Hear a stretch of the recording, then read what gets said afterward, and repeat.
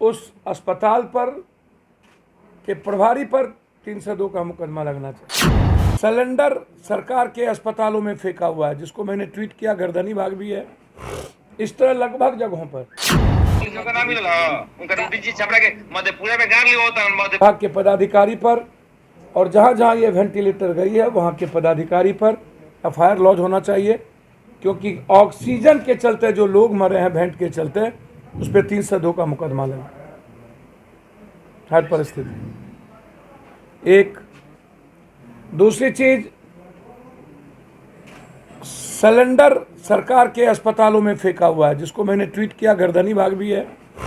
इस तरह लगभग जगहों पर सिलेंडर और ऑक्सीजन के चलते लोग मर रहे हैं और सिलेंडर फेंका हुआ है, कोई पूछने वाला नहीं है। उस अस्पताल पर के प्रभारी पर 302 का मुकदमा लगना चाहिए। तीसरी चीज, दरभंगा डीएमसीएच या बक्सर, लगभग जगहों पर सरकारी अस्पतालों में एम्बुलेंस जो खरीद के दिए थे लोग, वो आपको आश्चर्य होगा, पदाधिकारी या सरकार के पैसे, जनता के पैसे या एमपी लैट से 32 लाख का एक एम्बुलेंस जस का तस फेंका हुआ है। तीसरी चीज,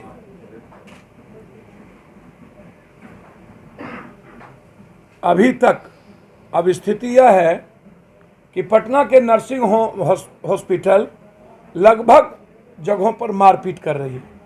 आज भी प्राइवेट नर्सिंग होम अटेंडेंट को मारा।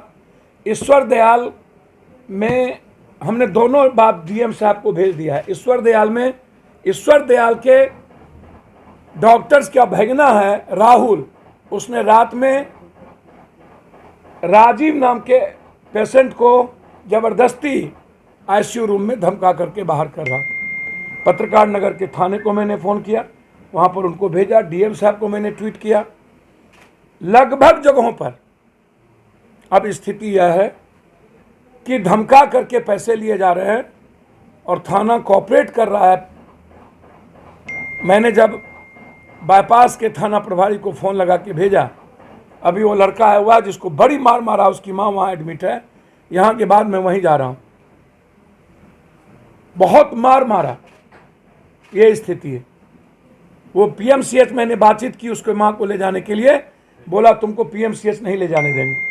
पीएमसीएच ने कहा लेके आइए, गरीब लड़का है, हालात अच्छे नहीं हैं। चौथी चीज, पांचवी चीज, सरकार के पदाधिकारी रेमडेसिविर को बेच रही है। लगभग बड़े अस्पतालों में 78-90 रेमडेसिविर भेजा जा रहा है। अंतिम चीज जो सबसे क्लियर है वह है एनएमसीएच और पीएमसीएच। डॉक्टर्स के केयरिंग नहीं होने के चलते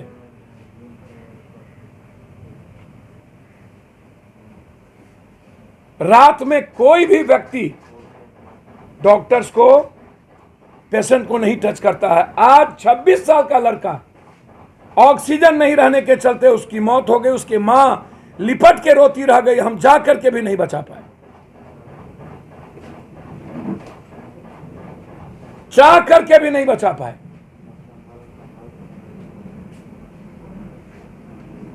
सातवीं चीज, मैं जानना चाहूंगा 2002 में रूढ़ी साहब का सारा एम्बुलेंस डीएम पंकज पाल ने उठा के ले गए थे, क्योंकि रूढ़ी साहब के एम्बुलेंस के बारे में पाल साहब ने साफ लिखा है। आज अखबारों में कई सोशल मीडिया पर लिखित क्लियर है कि उन्होंने कहा था कि एम्बुलेंस निजी कामों में लगाए जाते हैं और ये अथॉरिटी नहीं है, इसलिए उन्होंने लगा ली। अंत में राबड़ी देवी जी से मिल करके 7 दिनों के बाद पंकज पाल डीएम का ट्रांसफर रूढ़ी जी ने करवा दिया। हम उसकी भी जांच चाहते हैं कि क्या सांठगांठ, 7 दिनों के अंदर पंकज पाल का क्यों हुआ ट्रांसफर। 9वीं चीज, जो सरकारी पैसे से खरीदे गए एम्बुलेंस, उसमें ऑक्सीजन था, लगा हुआ, जीपीएस था। सारी चीजें भेज दी गई। उनके लोगों ने, एक भी ऑक्सीजन नहीं है, जांच करा लीजिए आप, एक भी ऑक्सीजन, एक भी ऑक्सीजन। और जब से नीतीश कुमार जी की शराबबंदी हुई है, एम्बुलेंस से शराब ढोए जा रहे, गांव गांव शराब पहुंचे जा रहे, गांव गांव, गांव गांव। जो बालू का ढोया हुआ है वो उनके घर के आगे का है, जांच कर लीजिए, उनका रोड जांच कर लीजिए, घर को जाके देख लीजिए। हम देश के सारे पत्रकारों और वर्तमान जज से इंक्वायरी की मांग करते हैं, जिसमें कह रहे हैं कि बहुत जल्दी मरेगा पप्पू यादव। अभी उसको हम लास्ट बाद में दिखाएंगे, अब रूडी जी खुद दे उनका आवाज, ये अभी नहीं दिखाएंगे, ये आपको कल या परसों आपको सुनाएंगे। वो एफआईआर करेंगे क्या जी? मामले में एफआईआर करेंगे वो? आप एफआईआर करेंगे? इनको लगातार, हमको क्या जरूरत है एफआईआर करने की? करेंगे। हम काम करेंगे। अब इनको धमकी मिल रहा है मारने का, बेचारा उनके घर के बगल, ये उनका कहाँ घर है? मेरा पुरानी पट्टी घर हुआ, उनका घर कैसे? दोनों का दीवार सटा हुआ है, दोनों का दीवार सटा हुआ है, बताइए। दोनों आदमी का घर, इनका घर बाएं साइड में, इनका दाएं साइड में, बस एक रोड जो गांवी रोड होता है उसका अंतर है।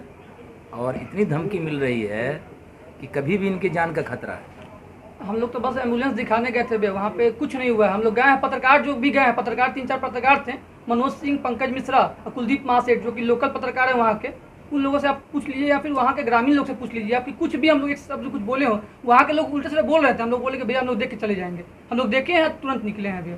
एक उसके बाद 24 घंटे बाद वो लोग केस किए हैं। 24 घंटे के बाद केस, 24 घंटे के बाद होगा।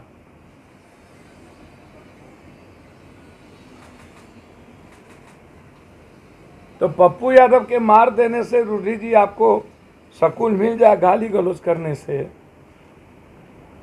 हम जवाब कोरोना में हम लोगों की बात करें कि हम रूडी जी का जवाब देते जाए। अब ऐसे लोग भी जिनको कुत्ता ना पूछे वो भी धमका करके हमारे नाम से गाली गलौज कर रहा हो, तो चलिए मैं सिर्फ इतना कहूँगा कि सरकारी सारे एम्बुलेंस चल रहे हैं। सरकार अविलंब 72 घंटे के अंदर एम्बुलेंस के चलते जो मौत हुई है उस पर केस करे, एम्बुलेंस को सड़कों पर लाए। और एम्बुलेंस की माफियागिरी अभी भी बंद नहीं हुई है। पटना में और जगहों पर 30,000 40,000 रुपया ले रहे हैं। सारा ऑडियो आ चुका है मेरे पास, वो भी मैं आपको कल सुनाऊं। जहां भी भाड़ा लिया जा रहा है 20,000 24,000 का ऑडियो ले आगे, वीडियो भी आगे। मैं सिर्फ इतना कहूंगा कि ना तो रूडी जी पर स्किल के पैसे अपने आदमी को दे करके अपने जमीन पर घर बनाने का एफआईआर लॉज हो, और स्किल का पैसा जिनको नहीं दिया और अभी तक वो जमीन पर घर बना दिया उस पर भी एफआईआर लॉज हो, इंक्वायरी हो। पंकज पाल के बाद फिर इनके पास कैसे गया उनकी इंक्वायरी हो। इनके घर के आगे में बालू ढोया जा रहा है उनकी इंक्वायरी हो। ऑक्सीजन और अन्य चीज कहाँ चले गए, पूरा एम्बुलेंस का अविलंब 12 घंटे के अंदर डीएम जांच करे। सब गायब हो गई, बेच दी गई, और उस एम्बुलेंस से शराब ढोने का काम हुआ। जब ड्राइवर नहीं था तो वो सारा एम्बुलेंस वहां से कहां चला गया, ये मेरा डिमांड है।